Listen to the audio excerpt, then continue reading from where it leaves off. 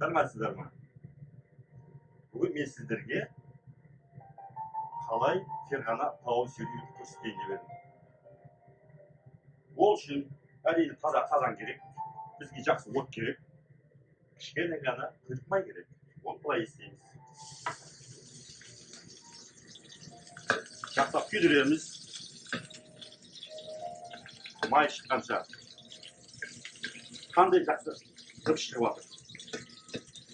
Енді мүмкіндік болса, тамақ істеп жатқан кезде классикалық музыка ойнап тұрған дұрыс болады. Біз бүгін музыканы қойдық. Бұл не үшін керек? Классикалық музыка және тамақтың арасында өте үлкен байланыс бар. Қандай байланыс екенін кейін сіздерге аяғында айтып көрсетемін. Ал майды қыдыра берейік. Мінекей май күйіп жатыр. Енді бізге не керек? Мына жерде көрсеңіздер қойдың тамаша еті, пияз, чеснок, қызылдәрі, сәбіз, әрине күріш. Енді мына майға қараңыздар, мына майды алып тастайық. Бұл майдың бізге енді қажеті жоқ. Бірақ тастауға бұл май өте пайдалы нәрсе.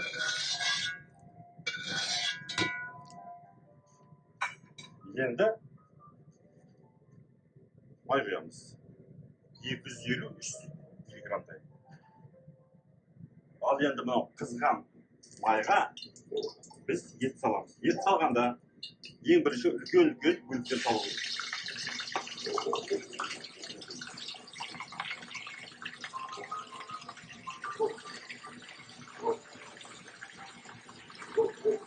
Ет қызыл болып қатты болғанша күтеміз.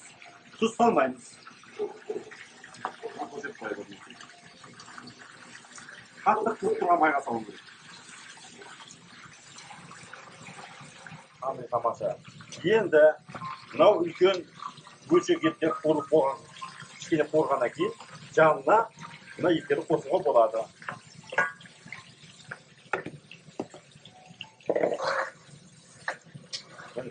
Осылайша қып-қызыл болып қуырғанша 15-20 минут қуырамыз. Мынау күріш. Күрішті осылайша 4-5 рет жуу керек. Жуып болғаннан кейін мына крахмалын бәрін кетіріп төк тастау керек. Осыны біз 5-6 рет қайталаймыз. Пока мына суы тазармайынша. Мына біздің етіміз өте қатты отта 20 минут қатты қуырылды. Енді кішкене пияз салып араластырамыз. Сөйтіп 10 минут күтеміз. Мінекей біздің етпенен пиязымызды 5 минут жақсылап қуырдық. Қатты оттың үстінде. Енді оған біз сәбізді қосамыз.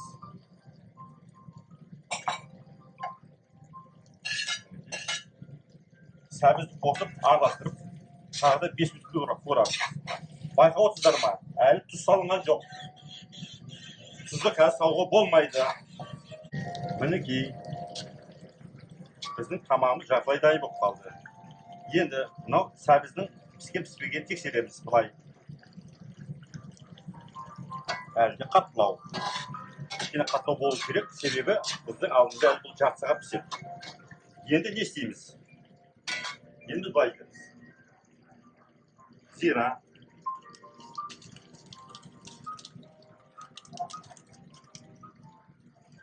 аздап қызыл перец, көп емес, чуть-чуть. Қайнап тұрған су құямыз.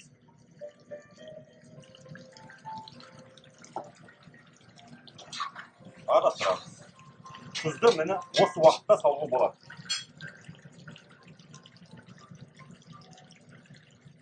Егер тұзы кішкене көйіп кетсе, ештеңе етпейді.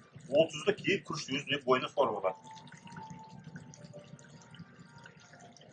Енді жақсылап араластырамыз.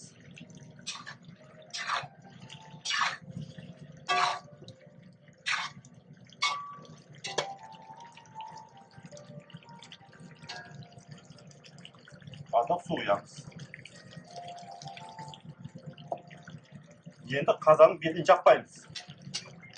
Осы су буланып кеткенше аз ғана уақыт күте тұрамыз. Күтеміз.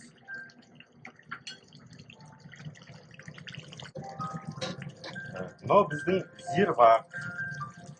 Осы тұрған жерде кішкене тұзын көріп жүруге болады.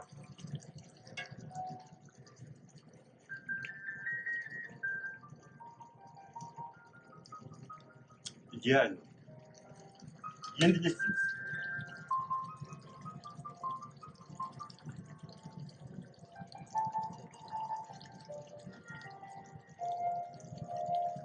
Шет-шеті сынбаған, таза болу керек.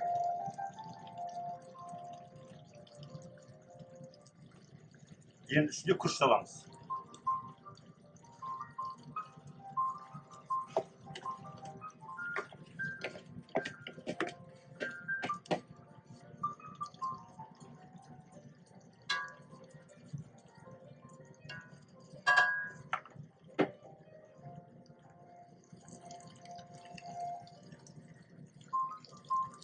Суымыз күріштің бетіне кішкене асып тұру керек.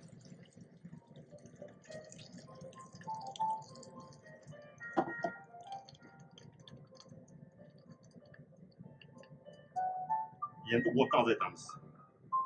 Күрішті салдық, бетіне су құйдық, қызылдәрін салдық. Қызылдәрін сындырмай салу керек. Өйткені оның ащысы мынаған өтіп кетпеу керек тамаққа.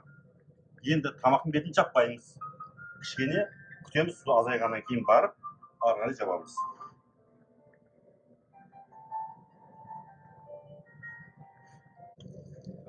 Біздің күрішіміз суының бойының бәрін тартып алды.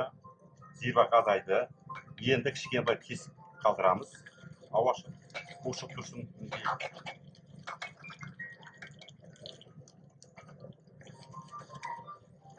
Сөйтіп, тағы да 10-15 минутқа жай ғана отқа жауып қоямыз. 15 минут күтеміз. Тамақтың пісіп уақыты болды.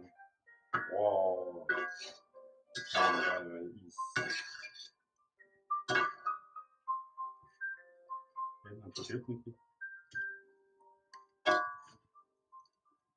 Қандай плов. Аламыз, ішіндегілерді бөліп.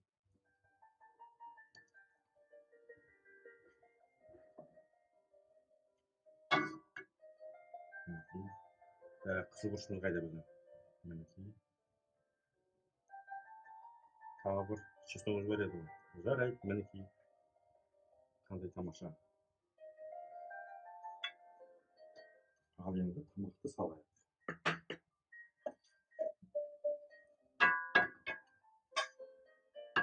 Қандай мінекей. Бөлек-бөлек болып тұрды. Тарылай шашылып тұр. Күрішін салайық. Етін араластырып сала беруге болады мінекей.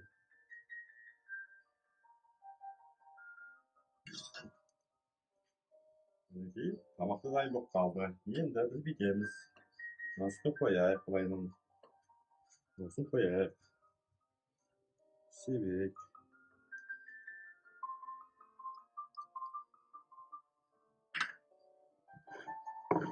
Астарыңыз дәмді болсын. Пап. Ау, қызым. Музыка не қасы бар? Музыка деген жақсы нәрсе. Көңіл күйін көтереді. Бірақ тамақ істеп жатқан кезде тұз аз болып қалса, күйіп кетсе, онда аспаз еш қатысы жоқ. Значит, музыка ойнап тұрған до, соль ноталарын орға ауысып кеткен. Сондықтан сен тамағын дұрыс шықпай қоясың. Болды, қызым. Сол үшін музыка керек. Кеттік тамақ ішейік.